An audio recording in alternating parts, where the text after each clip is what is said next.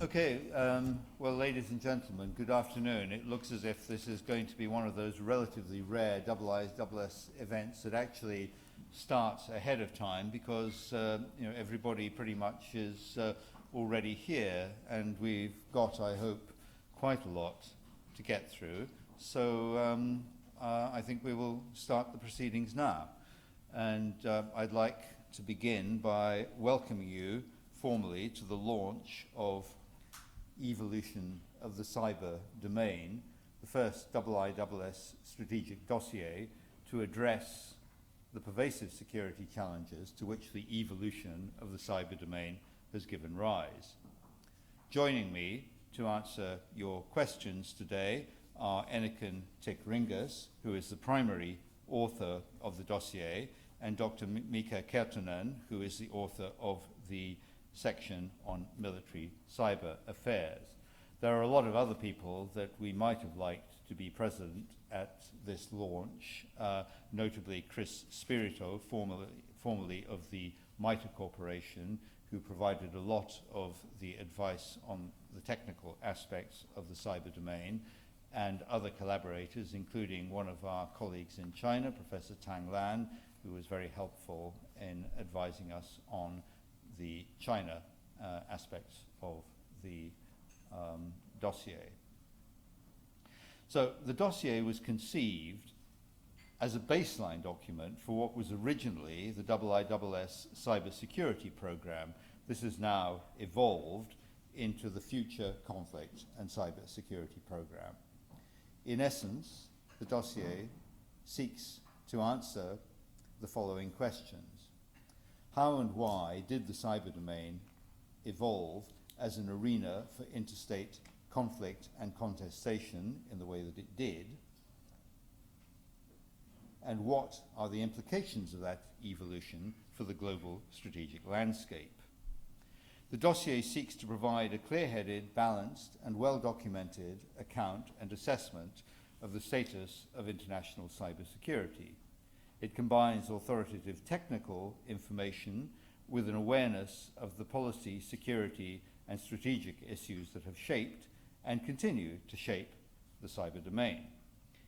It illustrates the extent to which the cyber domain has gradually and inexorably become central to most facets of human existence, both as a domain in its own right and in its capacity to influence actions in the so-called real world. Aimed at readers interested in the big picture, the dossier offers an understanding of how the development and use of information and communications technologies, henceforth referred to as ICTs, have created strategic security challenges over the past 6 decades, and how governments are addressing these challenges at the strategic level. It also provides an unprecedented repository of references to documents that illustrate national positions as well as international negotiations and processes in the field of cybersecurity. So in line with this, we hope the dossier will come to be seen as essential reading for anyone who is interested in the topic of cybersecurity. The dossier starts with an historical account of the main technological developments since the 1950s, contextualizing key events and decisions that have shaped the evolution of the cyber domain. It illustrates how consecutive United States administrations have made strategic decisions to utilize ICTs to serve the nation's strategic, military, commercial, and research interests.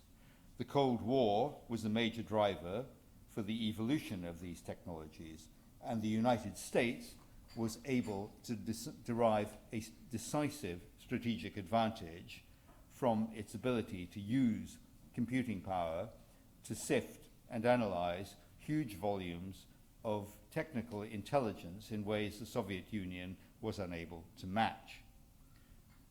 The dossier analyzes the complex interplay between the US defense community and the US private sector, which served Washington's interest whilst encouraging the development of ICTs in pursuit of commercial efficiencies. It was the imperatives of the Cold War that led to the first effective computer network, ARPANET, created to enable research scientists to communicate and share information. The dossier tracks the processes whereby ARPANET is eventually developed into the internet through a system of privatization and the breaking down of US telecommunications monopolies with a vested interest in resisting innovation. A system that had been devised for a community of trusted users for essentially altruistic purposes did not, however, easily scale to a global level, and it wasn't long before the malign potential of the cyber domain was revealed. The drivers for computer networking had from the outset been functionality and convenience. Security had simply never been a consideration. And the endemic insecurities to which this architectural design has given rise were first revealed through the activities of hackers who sought to penetrate and damage systems simply to prove that they could. Criminals, spies, and saboteurs, however, quickly picked up on the possibilities offered by this endemic insecurity. And the dossier tracks the evolution of these capabilities together with the legal and policy responses to which they've given rise. The vulnerabilities of the cyber domain have become a subject of increasing concern as the private sector has sought to achieve enormous efficiencies through the use of ICT networking in critical infrastructure systems, the financial sector, and global supply chains, all of which are susceptible to potentially catastrophic disruptions. An important feature of the evolution of the cyber domain has been the story of encryption. Once the jealously guarded preserve of states, the development of modern ICTs has resulted in encryption passing into the public domain. It is now increasingly being used to provide privacy for the communications and transactions of ordinary citizens. The dossier looks at how governments have responded to the challenge to their former monopoly on encryption, an issue that remains as controversial and alive as ever. At the heart of the dossier is an analysis of the role the cyber domain has played and continues to play in shaping the global security environment and the power dynamic between states.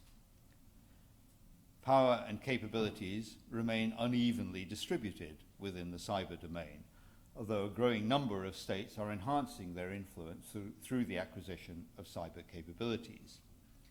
Yet the key dynamic is that between the United States, still the world's predominant cyber power, Russia, which has utilized its traditional strengths in mathematics and hard science to develop world-class cyber expertise and capabilities, and China, which, though it was largely bypassed during the first few decades of computing development, has since made enormous strides to the point at which it has established the world's largest ICT user community and has put cyber capabilities at the heart of its domestic, social, and economic strategies.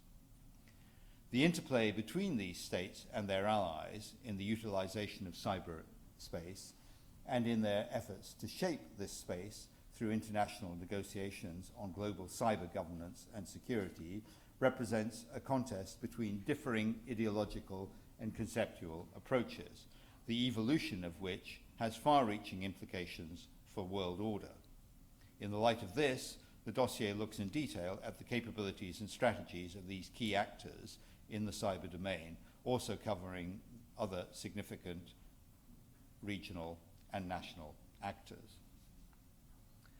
A key driver for what has become a great game between the major powers and their allies is the sense of threat and insecurity created by US predominance in the cyber domain.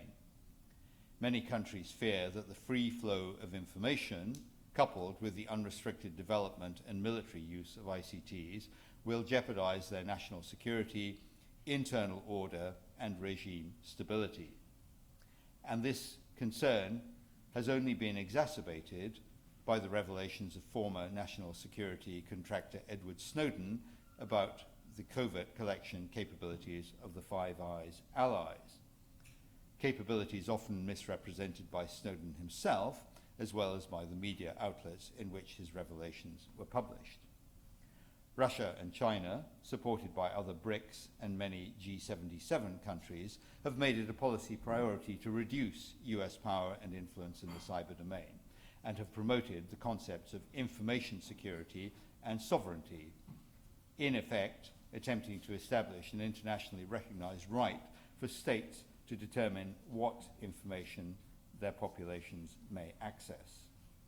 Russia has taken the lead in this effort, seeking normative power and instruments to curb the technological, military, and informational hegemony, as it sees it, of the Western camp, with China now adopting a more proactive role in support of this agenda. But while these two countries have some common objectives, their perspectives differ in important ways. In Russia, cyber strategy is driven by the security community, particularly the Federal Security Bureau, which has a strong focus on maintaining internal security and protecting the Russian state in what is seen as an increasingly hostile and confrontational relationship with the West. China is equally concerned about protecting the state against the perceived subversive threat posed by unrestricted information flows. But it is also driven by the imperative to integrate the digital and real-world economies through a strategy called Internet Plus, and to globalize the growing ICT expertise it demonstrates through corporations such as Huawei, ZTE, and Alibaba, firms that are well on their way to becoming world-class players with a keen vested interest in sustaining the security and integrity of the global internet. The evolution of the cyber domain has had a major impact on some traditional facets of statecraft, one obvious example being espionage and intelligence collection, an issue to which the dossier devotes a full chapter. To borrow a Clausewitzian analogy, the evolution of the cyber domain has changed the character, though not the nature, of espionage. The parameters within which intelligence work is conducted have been redrawn by the development of cyber espionage capabilities which enable the collection of large volumes of intelligence with minimal risk. And such capabilities, once the preserve of a few major intelligence powers, have now, in principle, become available to any state with a national telecommunications agency. Moreover, it has become increasingly evident that traditional intelligence powers, notably the United States, have found it impossible to protect many of their own networks from the predations of hostile states and even from allies. In sum, the more networked a society is, the more vulnerable it becomes. At the same time, ICTs have put much more information into the public domain than ever before, and the half-life of state secrets has diminished dramatically, stripping away much of the protective undergrowth in which intelligence agencies were once able to hide. One consequence of the evolution of the cyber domain has been to bring the role of intelligence in policy making closer to the surface than it has ever been, and to make it a subject of unprecedented public interest. This can be seen in the fierce, unresolved debate in Western liberal democracies about the appropriate balance between the privacy of communications, security, and the practicality and legality of data protection. The other facet of statecraft being transformed by the evolution of the cyber domain is the use by the military.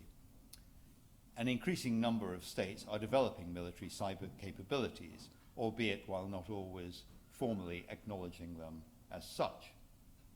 ICTs offer military commanders and their political masters the beguiling prospect of a capacity to create effects without incurring loss of life or physical destruction through information operations that paralyze an adversary's capacity to respond or erode the will to resist of a population.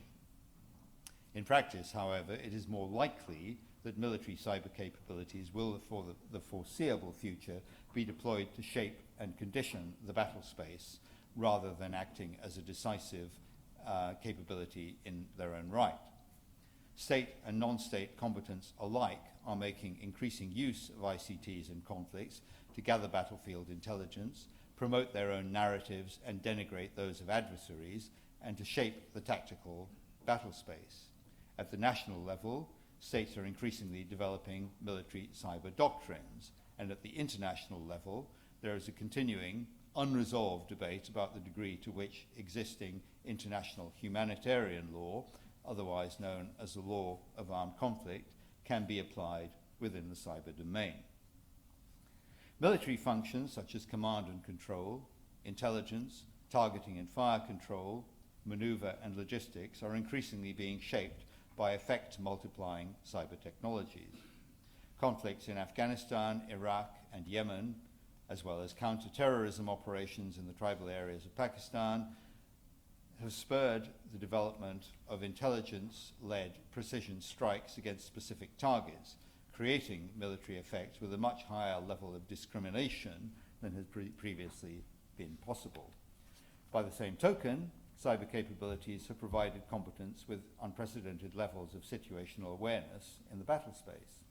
And cyber-enabled autonomous military systems, such as unmanned aerial vehicles, provide opportunities for military to create military effects with much reduced collateral damage. To again draw on the Clausewitzian analogy, the introduction of modern ICTs into the battle space has changed and continues to change the character, though not the nature, of war. Faced with the kinds of security challenges set out above, states have begun to sharpen their focus on the development of norms of conduct, interpretations of existing international law, and the establishment of confidence-building measures for the cyber domain. The dossier provides a detailed analysis of the work being done in this area and in the separate but related area of global cyber governance, itself a major strategic battleground for states. The progress achieved in these areas has, in our judgment, been far slower than needed to cope with the accelerating pace of technological development. And the issues suffer from the reality that very few top-level policymakers and political leaders have the confidence or even the understanding to address these issues effectively or to exercise a leadership role. Furthermore, due to the so-called digital divide, many states, especially those in the developing world, still lack the capabilities needed to have a voice in these debates. Nonetheless, given the complexity of the cyber domain, it is likely to be pragmatic agreements between groups of like-minded actors in areas such as norms of conduct, voluntary rather than legally enforceable measures that are likely to prove most effective in managing some of the risks. In sum, the term cyber signifies far more than just a suite of new technologies. These technologies are fundamentally reshaping mankind's relationship with information, compelling a sea change in the way we live our lives, engage in economic activity, and exercise power and influence in a world characterized by growing contestation and by a blurring of the line between war and peace. At the same time, the predictions of a cyber apocalypse have not been realized, and this may suggest that states have so far exercised a degree of self-restraint due to the fear of the uncertain consequences of aggressive action. It is unclear whether this will remain the case and whether such restraint will also continue to be exercised by non-state actors, especially those espousing millenarian ideologies. Governments, the private sector, and ordinary citizens alike are becoming aware of the need to mitigate the risks associated with these technologies. And there are growing expectations that states will act to improve the security of their citizens online. For the IISS, the cyber domain presents security challenges in many ways reminiscent of the Cold War nuclear confrontation, the standoff that prompted the establishment of our institution. The parallels are, of course, far from exact, but it is strategically necessary to find ways of mitigating the substantial risks faced by societies that are increasingly dependent on ICTs and the cyber domain. The dossier is by no means the Institute's only publication to deal with this issue, but we see it as the first shot in a new campaign focusing on the hard security and statecraft dimensions of cyber. The dossier sets out our stall, so to speak. From here, we intend to launch a wide-ranging program of work on the military and intelligence dimensions of the cyber domain, and to establish a hierarchy of national military cyber capabilities. We hope that this will provide policymakers with the clarity and confidence they need to make strategic decisions. We also plan to continue our work in the informational, legal, and governance issues affecting the cybersecurity of the cyber domain, and also to continue our involvement in international paradiplomatic activities with China and potentially other major players in order to promote dialogue and improve mutual understanding. I'd like to end this presentation by noting that this evening we're very fortunate to be hosting one of the few international statesmen who not only understands the key issues of cybersecurity, but has also provided important thought leadership in this field. I refer to Estonian President Toomas Hendrik Ilves, who will deliver our annual Alistair Buchan lecture, an exercise that preserves the memory of one of our founding fathers. I commend this dossier to you all and encourage you all to use it as an essential reference work that I hope it will come to be seen as. I will now invite each of our panelists to speak for 2 to 3 minutes, highlighting some of the areas of particular concern to them, and will then open up the floor for question and answer.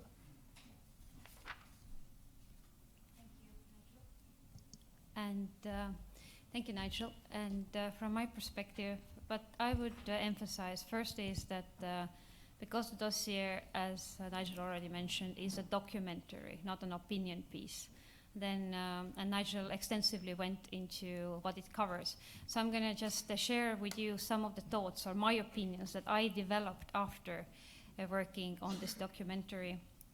And the first thing that came to my mind is that we've come to regard cyber as a technology. But cyber is not a technology. It is an agenda that focuses or centers on technologies that have converged and keep converging.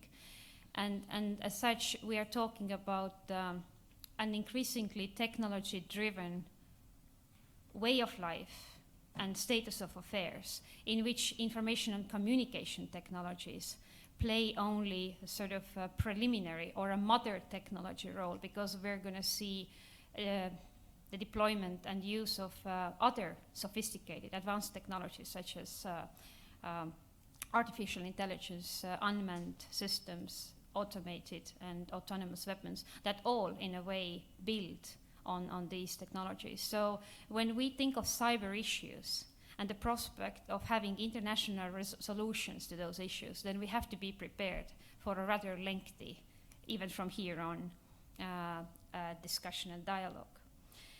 So when it comes to the cyber domain, and it has been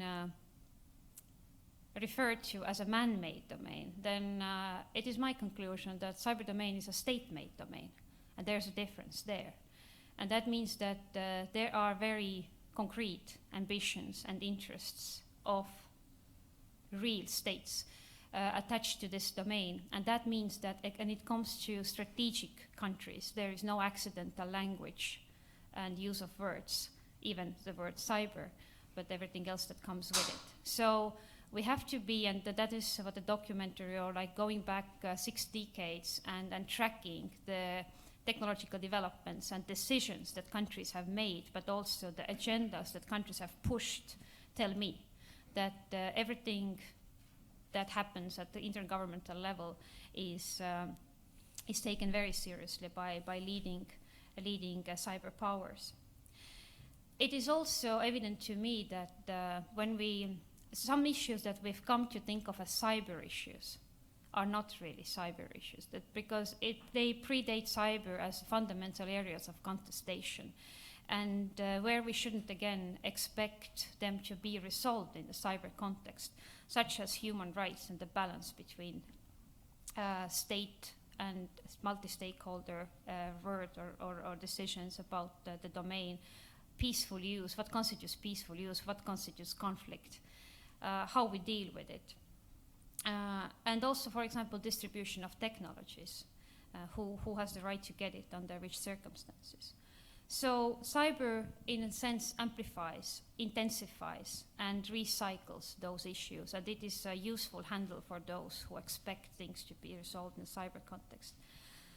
So, and I would echo one thing that Nigel mentioned, that these doomsday scenarios that we've heard of have not materialized, and that to me has raised this agenda point of we should at least consider or discuss or think about whether we maybe expect the cyber developments or the train, so to say, coming from one direction, but it is really from the other. And where is the conflict really going? Are we seeing more lethality, for example, because of these technologies, or are we seeing less lethality, less destruction? What does that tell us about the applicability, for example, of low-farm conflict? So these are just some of the ideas that I took away from writing this book, and I very much hope that each of you takes this book for what it is, which is a documentary, and develops your own ideas, and then we can discuss them further. Thank you. Thank you very much. Mika. Thank you, Nigel. Ladies and gentlemen, what are we talking about when we are talking about cyber, and especially cyber military affairs or cyber military capabilities? At the core of talk, and especially in these doomsday scenarios and a talk of a cyber war, there are, I would argue, computer network operations of various kinds. A bit wider understanding or reading of cyber puts electronic warfare and signal intelligence there. Why? Because the technologies have merged. Computer science and we could call it telephony and radio technologies are no longer apart. A third bit wider layer is this use of ICTs. Use of ICTs, as Nigel mentioned, in all joint functions of military operations or any other function of military affairs. And then the widest reading includes information operations, cognitive, psychological aspect of it. For me, focusing on computer network operations, this doomsday cyber war, computer systems, attacking computer systems, and in the most bizarre way doing that autonomously, is way too narrow. The problem is, or the issue out there is much more wider. Putting or including information operations, the cognitive aspects blurs the whole picture, and not only academics are confused, but military practitioners, as I used to be, are confused, asking what is this cyber about, because it's some say it's a technology and some say it's something cognitive. And we can read in press that if somebody cuts wires by pliers in Crimea, it's cyber warfare. Well, it's not. It's cutting wires. Cyber matters, or this use of ICTs, and you now can pick from computer network operations, electronic warfare, ICTs, or whatever is your understanding of. It matters because it represents utilitarian thinking of doing things better, more cost effectively or less lethally, more precisely, or doing things a new way, totally new way, where the adversary is not prepared to defend himself. Cyber matters, or this use of ICTs matters because they can intensify this contestation and conflict that has roots elsewhere. Cyber matters, ICTs matters because the domain would exist without the public internet. The internet is not the domain. The domain is made by states, and predominantly by the United States, of national strategic and military infrastructure solution services and systems that are interlinked. Of course, public internet that we all use every day utilizes the same mother ICTs, these technologies. But we take the internet away and the domain is still there. And finally, if you think that cyber, whatever it is a simple, a complex thing, just wait for the future. This mother technology of ICTs will come with offsprings of autonomous weapon systems or autonomous whatever systems, artificial intelligence, Internet of Things that will change our way of life, and not only way of life, but it will redistribute division of political, military, economic, and innovational, even normative power. Perhaps not even redistributing, but widening these gaps that have always existed. And that is a far more dangerous implication of military cyber affairs, that somebody is doing something in a battlefield, that state comes with new demands or age-old demands because they feel insecure. Thank you. Mika, thank you very much. I'll now open the floor for questions and comments. And please, when you are given the microphone, and please wait for the microphone, can you tell us who you are? Gentleman, sorry, in the last row but one. You pass the microphone down, thank you. Thank you. I'm Nick Watts. I'm a freelance writer and I write on cybersecurity matters. Can I just invite you to a little bit of speculation? You spoke about the future. My question really is about future R&D, particularly in the US, particularly, if you like, the blowback from Snowden and the likelihood that the good people in Silicon Valley might not want their technology used by the US military or the US security establishment because of the restrictions that would place on their technology if their equipment was adopted by military sort of ITAR restrictions, matters like that. Can you see that becoming a problem, or is that another cyber myth? Okay, who wants to go on that? Anakin. I can start. I think, again, the question is very pertinent because it is clear that a lot of that we view as national capabilities are in fact relying on the strength, the innovativeness, and etc. of the private sector of those particular countries. And therefore, it is increasingly becoming a negotiation point between governments and their own industry on what terms both the national and international cyber policy is developed and implemented. I think we're, again, at the very beginning of it, but there are clear trend indicators, but one not so recent anymore is the Microsoft take on what international norms on cybersecurity should be. And increasingly, in the light of not just Snowden revelations, but how we see the wealth and economy sort of moving or being distributed between countries, we can see the private sector raising their head and commanding or demanding to have a say on it. I think, on the other hand, that governments are rather poorly equipped to have that conversation in many cases, and that's also why several governments, leading governments, are working on those protocols that they have for their private sector conversations. Well, if I had the answer, I would go and buy stocks, but let me just raise a couple of points. Computing power, supercomputers is one way of having this innovative power in this field, but it's not a rainmaker. Just one of the recent news and analysis of the Chinese, Russo-Chinese, purchase China buying Sukhoi 35 air superiority fighters. Why? And one of the explanation is that China does not master manufacturing of jet engines, and jet engines are like 8 years old innovation. On the other hand, we can see, and what is also documented in briefly in the dossier, is that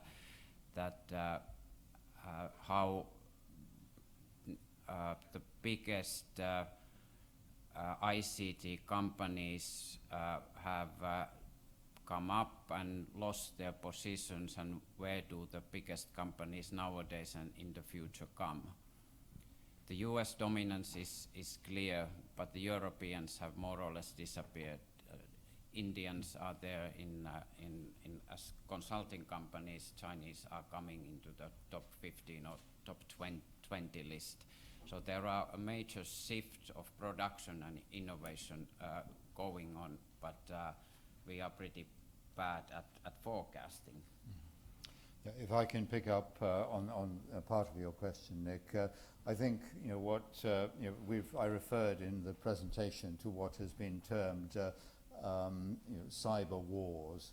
I'm sorry, encryption wars. I'm sorry, that we saw coming out in the 1990s when governments tried to limit and constrain the transition of encryption into the private sector. Since the Snowden revelations, we've seen something that might perhaps be characterized as a cyber civil war within the United States, with major technology companies investing very heavily in strong end-to-end encryption for their products, to the point where these are simply no longer accessible to government. So that's one area that is already a bone of contention. The other is, of course, as you highlighted, the export of these technologies. The cyber capabilities have been included in the Wassenaar arrangement, which seeks to constrain the ability of states, or seeks to constrain the transmission of technologies to states that might use them for malign purposes. But doing this with cyber capabilities has proven very controversial, because the companies who produce these products make the point, and it's a perfectly valid point, that actually these capabilities are critical for the diagnostics that ensure the continuing security of the systems and products. So where do you draw the line? We're very much in the foothills of all of this. Now, I had a... Yes, sir. Thank you. Ali Bahajoub, North-South Publications. There has been repeated calls for the global internet to be controlled by the UN or one of its agencies, and that has fell on deaf ears. Will that still be possible in the future? And that also will clear the risk of having a cyber war. Well, that issue is covered in extenso in the dossier, but I'll turn that over to Eniken in the first instance. Eniken, will the United Nations be the Uber cyber controller? Well, it's a question. If we had the answer, we would be like many steps ahead. But it is clear that the push or the pressure for the UN, a greater UN role in not just internet governance, but in making decisions about the development and use of ICTs is there since the 60s. So I think it's a matter of time, if we want to stick to the current world order, until the UN gets a kind of a higher mandate or an increasingly meaningful and deeper mandate on making decisions on the issue. However, there are a couple of practicalities that in my opinion, make it premature at this point. One is this very same capability gap that we've been discussing. Even in the UN GGE, where we are looking at 15, 20, potentially 25 countries discussing the matter, one can trace a rather different level of strategic understanding of matters. And I would say that before we come to the UN decision making about matters, maybe we should pay even more attention to this capacity building in the area also of international cybersecurity, and raising awareness about which issues are to be resolved not just in the UN but at the international level, versus those that require solutions, understanding and preparedness at national level and potentially at user level. So that conundrum to me is sort of one picture which we shouldn't resolve only from one end, but look at it as a whole. Can I add something to that? Because you know, as Anniken said, this has been a lively debate pretty much since people started thinking about you know, computer networking. If we look at some of the, you know, if we look at the current character and structure of internet governance, this is through what is called the multi-stakeholder model. In other words, you know, a kind of coalition of different interest groups who have come together to make the internet work. And this is something that has evolved organically, bottom up. A good example being the Internet Engineering Task Force, membership of which is basically open to anybody who has the technical qualifications and the requisite interest in taking part.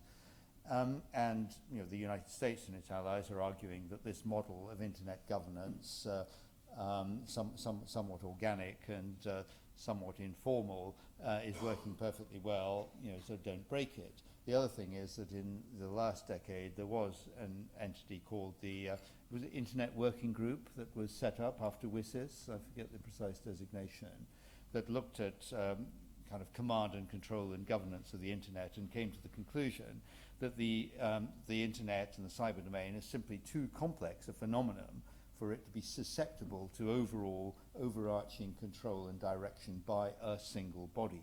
So to that extent, you know, the United Nations was you know, not in a position to adopt this kind of overarching approach to governance. But this is at the heart of the kind of struggle, you know, the ideological struggle, if you like, between the United States and its allies that argue for a continuation of the multi-stakeholder approach, this informal arrangement of governance in which states have a role but only a role and not a particularly privileged role, versus the arguments of countries like Russia and China that argue for a much greater and more formalized role for both the United Nations and the role of nation states, particularly in determining issues of public policy. And that debate remains unresolved. Yeah, next. Yes, the lady in the second row there. Thank you. Thank you. Anita from Defence Procurement International. I'm interested in getting some comment on the formation of cyber brigades. The US has sort of, that's been very public about what they're doing. I'm just interested in getting your view about the ability of the military to attract and retain the talent needed for such brigades, whether it can be actually seen as a career path within the military. Would you like to take that one, Mika? Well, coming from another small country, Finland, my view on this is extremely positive because we run, as well as Estonia, conscription system, and we see the benefits of it not only in field of cyber defense or military cyber, but elsewhere as well. I would turn your question the other way around. How could armed forces ever be able to maintain that capability without the support of the so-called civil society or the technical society? I would say that this partnership between the state as the armed forces and the technical society is inevitable. Is that a career path? I don't know. It might be as an intellectual challenge, as a opportunity to do something meaningful for your country. Being a ex officer or officer still in reserve, I feel I can see that appealing. Monetary rewards, definitely not. But then it comes to what is your personal value system. If I may, I would just add a dimension to it, meaning it might not be a dimension, but it crossed my mind, is that we're also, in Estonia at least, we've come to teach cybersecurity to kids at school. And the thought I wanted to share with you or emphasize is that the longer we postpone our own, that doesn't matter if we're military, lawyers, teachers, or however else, grasp of technology as a dimension of how we operate, the longer we postpone any meaningful discussion on any decision, UN or other levels. And in that sense, I think also that all these developments in a way are positive and just unavoidable. If I can pick up on that question myself, I think if you look at where major cyber commands, let's call them that, exist, what we see in the case of the United States, the United Kingdom, the Five Eyes, is that the bulk of military cyber capabilities are actually provided by the signals intelligence agencies. U.S. Cyber Command, is double-hatted with the command of the National Security Agency. In the United Kingdom, GCHQ provides a lot of these capabilities. And and this really goes to the question of, can signals intelligence agencies attract the talent? Obviously, they will tell you they can never get enough, but I think for people, youngsters who are really, really interested in the subject matter, the ability to engage in the kind of cutting edge of these technologies in a policy relevant and national security context does seem to exercise a degree of attraction. They certainly, they sure as hell aren't doing it for the money, but the technological capabilities that they will acquire may well translate into lucrative options in the private sector at some future point, if that's the way they want to go. But I think the important thing is sort of what Mika said is to what extent this is integrated into society more broadly, because that's really what's going to determine the effectiveness of this. Yes, right at the back there, Nicholas McLean.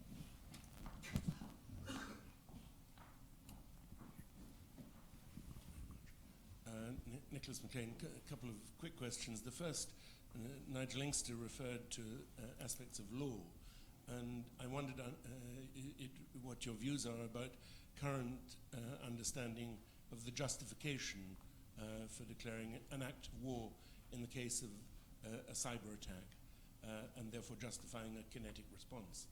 The second question, unrelated question, is it perhaps illusory to think that there can ever be 100% cyber security, and therefore should the most important secrets of a government be confined to paper and pen again, as they used to be, in traditional files as backup?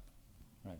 Thank you very much. I could see Anakin, loading a magazine into her automatic rifle as you spoke. Be prepared for, something quite extensive. I was just thinking that this is we could have this conversation for another hour. However, I would maybe just again point out some parameters that I try to emphasize when it comes to acts of war and cyber warfare and how we come to think about cyber conflict. It is very little doubt that once a cyber attack rises to the level of warfare, then we have a body of law to deal with that. And this has been reiterated so many times. The question is, will it? And with this question, again, let's leave aside the question of if it will, then there is a body of law that is intended or meant to protect the civilians against the effects of warfare. But those effects are lethality and destruction. So those laws were put in place with the Second World War type of warfare in mind. So the real question becomes, are we seeing that kind of cyber conflict as the main issue, or the main sort of focus of what we're trying to find solutions to? And I would say probably not, because the solutions are there. And then we need to look at what cyber conflict is like today. And that comes to, we're seeing a contestation, intervention into other countries' affairs. So we're seeing a lot of things that we've come to deal with, have to deal with under a different body of law, and the principles of how countries exercise their sovereignty. What does the principle of non-intervention mean? And this brings us to this very slippery ice where actually we are awaiting for state practice to answer to the question of how we deal with cyber warfare, and in a way we are not getting much yet. And I think that also boils down to this strategic capability gap, and also in a way, still loose policies by many countries on what exactly they want to undertake. And that also tells us how far we might be from real working solutions under international law, which doesn't say that international law is not useful. Well, I guess I stop here. Yeah, Mika, go. The question about 100% cybersecurity, well, of course not. We don't have any 100% security in the first place. For me, if I now may sort of borrow from Isaiah Berlin this idea that we never can be 100% secure from this security from threats, security from attacks. We need also, but we also need to work on security too, so that our functions are secure, although they can be compromised. They can be compromised in a way that the lethal, malicious, harmful effect is minimized, and the system, our system, still functions. So we have security and freedom to operate despite the ongoing attacks, and that's the normal situation every day, especially in the governmental system and in the military systems. A small country, not necessarily ours, faces like 20,000 attacks a year. A big American enterprise, perhaps 100,000 a month. So it is out there. The question is what effects we can eliminate or screen out, what effects we can tolerate these harmful effects. I think to pick up on the international legal point, that international humanitarian law applies in time of warfare is clearly not at issue. But there is a reluctance on the part of many states to address this issue for fear of being seen to undertake activities which legitimize conflict in the cyber domain, and that is an important factor to bear in mind. Enneken wants to raise some other points, I'll let her go. She's the I expert just on wanted to come in on this 100% security, and again, it's a rhetorical question based on some of the writing, but we've known of the vulnerabilities of systems since at least the 70s. We've known the privacy issues since the 60s related to computers. We've known of cybercrime since the 70s. So it's not as if we had not had chances to fix many security issues way before today. So we also have to ask, do we want 100% of security? Who wants 100% of security? And again, of what? So in that sense, to me, security and 100% security can be achieved for a function, for example, or for a very specific system if it's necessary and if it's so decided. But that's about as far as we can get at this point. So if you're looking for a takeaway, when you're dead, you will enjoy a 100% cybersecurity. Yes, the lady in the front row with the green scarf. I'm wondering if you'd say anything specific to the financial system, parallels maybe to defense, or also unique characteristics. Wow, who wants to take that one? Shall I give it a go first? Yeah. Okay. Well, I mean, obviously, financial sector is one of those sectors that has sought to derive most advantage from the development of ICT. It's one of the sectors that is, of course, most vulnerable to attack. As you will no doubt recall, when the notorious American bank robber Willie Sutton was asked why he robbed banks, he said because that's where the money is. Well, now it makes no sense to go into a bank with a mask on your face brandishing a gun, because basically banks have got out of money. They don't do money anymore. They do strings of ones and zeros, and so that is where the threats lie.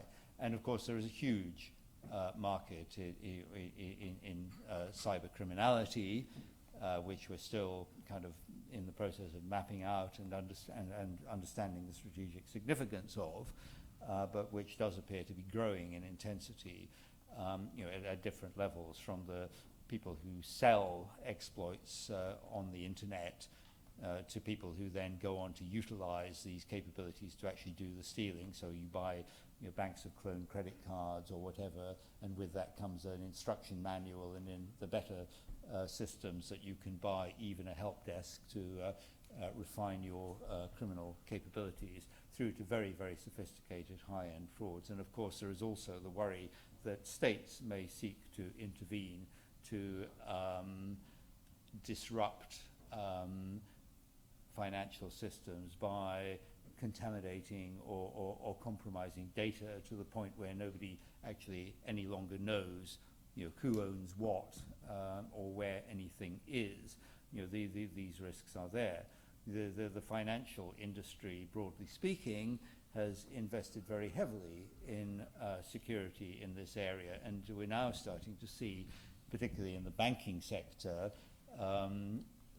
cybersecurity increasingly being seen as a key business differentiator, the thing that makes you want to bank with us rather than that dozy lot over there. So we're seeing this evolution taking place all the time. But at a strategic level, I think there are very significant vulnerabilities. And speaking personally, I do wonder whether in countries like the United Kingdom, for example, the security issues of the financial sector are sufficiently wired in to central government to enable a coherent whole-of-nation response in the event of a major crisis. Yeah, just because, again, it's a very multifaceted theme, and it is clear that the banks, or let's say the financial sector at large, is considered one of the so to say supercritical infrastructures, and that means that banks in particular constitute a very important, I would say, potential interest, but also solution group in this, in that they are one of the areas of critical infrastructure that where cybersecurity is a part of their business strategy, meaning that they cannot operate without it, so they understand it very well. But that makes them, of course, apart from what their business is, a very lucrative target, and that in turn turns them a pressure point on governments, and we have seen that in the past conflict. So the financial sector in many ways, plus they also serve as trend indicator.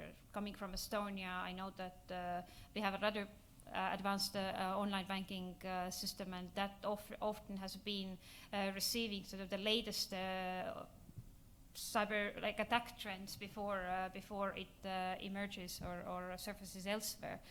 And the questions that arise from there is, of course, one, the GG, or let's say at the international level, we are seeing a lot of pressure on countries fixing or raising awareness and guaranteeing the security of those critical and supercritical infrastructures: finances, banking, finances, telecoms, and energy. On the other hand, that poses a rather difficult dilemma for governments, because the question is, should we secure them, should we protect them, or should we incentivize them to protect themselves? So it's still a bit undecided where the level of responsibility lies. And in the US, you see it going clearly to CEO and then sort of company level, and the government sort of pushing it away from them. In Europe, it is not clear that the trend will be the same. So just a few things that come to my mind.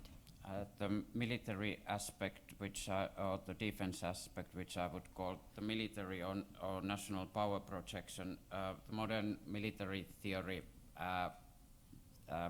suggests that financial systems are targets of cyber operations or military operations utilize the tools of financial systems. Well, that's nothing new. We don't need to go further than to Her Majesty the Queen's pirates operating in the Caribbean and disturbing the Spanish financial system with the well-known results.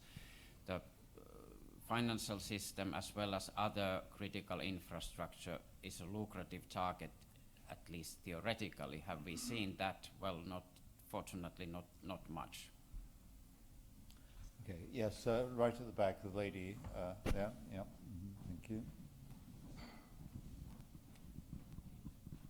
Hi, I'm from Newsweek magazine.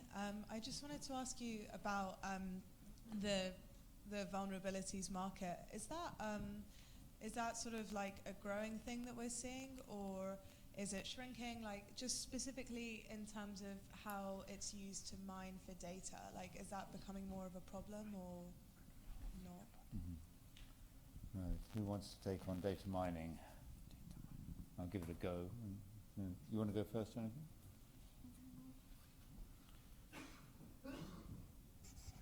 Yeah, you're on.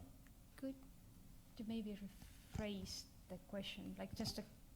Yeah, I think if I understand you correctly, what you are saying is, to what extent is the whole sort of industry of data mining evolving? Are you seeing this in?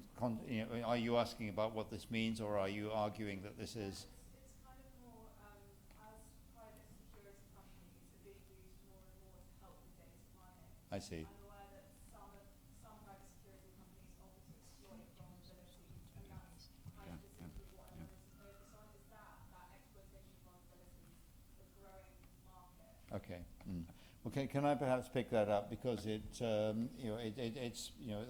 this is a lot, I think, to do with the way that these things work, in particular in the United States, and we've seen, for example, over the last decade plus, where private contractors have played an ever-growing role in areas like intelligence collection, particularly. But not exclusively in the technical sphere. This is nothing new, but it has evolved to the point where, if I'm not mistaken, fully 70% of the United States intelligence budget is now devoted to paying private contractors of various hues and descriptions. And this is, of course, an issue that is periodically raised, questions about what is an inherently governmental function in the United States and what is actually more appropriate to be given to the private sector to do. I have to say that I'm not familiar enough with the modalities of bulk data collection within the US intelligence system to really offer much more comment than that. I'm assuming that the contracts are tightly enough drafted to ensure that inappropriate commercial benefit is not extracted from government-related work, but I'm afraid I can't really say any more than that.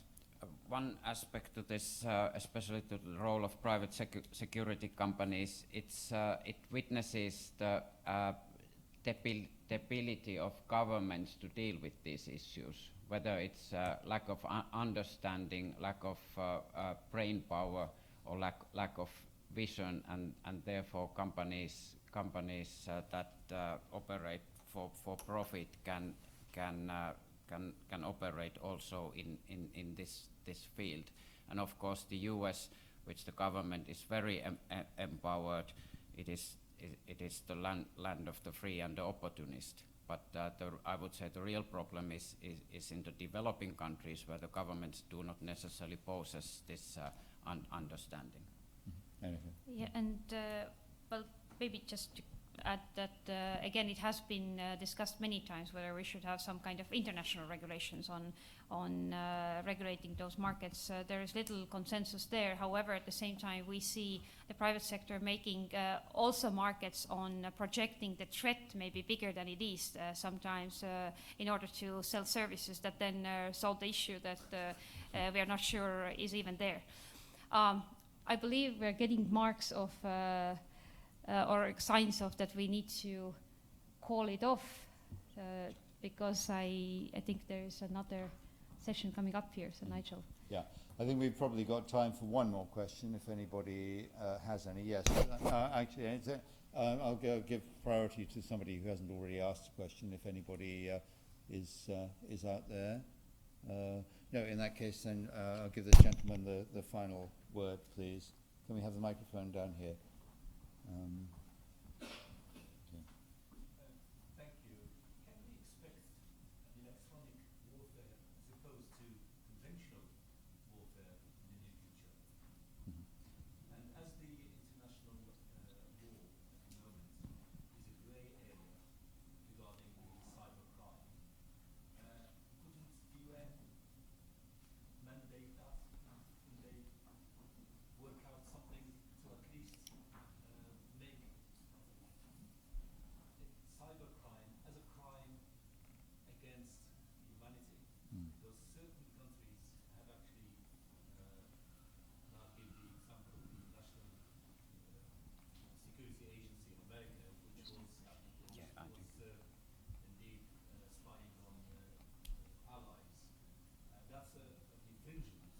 sovereignty of those countries. So where do you draw the line? Where can the UN actually come in to govern that? Okay. 2 minutes from each of us. Anakin, do you want to go first? Or Mika, you want? Okay. Electronic warfare and other, let's say, cyber means, they are already there. Do they override conventional? Of course not. If you want to have good effects, do it conventionally, physically. That's the rule of a thumb still. Unfortunately, because it raises the threshold of using that force. But electronic warfare, computer network operations, signal intelligence, information operations, the use of ICTs to enhance, boost existing military functions and capabilities are there.